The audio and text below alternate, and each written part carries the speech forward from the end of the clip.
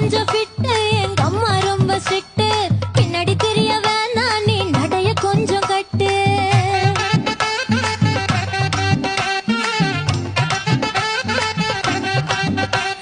வண்டி மாட பூட்டி அந்த வாய்க்கா ஓர ஓட்டி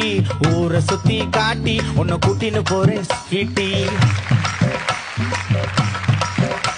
நான் ரொம்ப கோபக்காரி நீ சுத்துற ஒரு மாதிரி ஆடிக்காரி ஏறி நான் போக போறேன் சாரி ஓ அப்படியா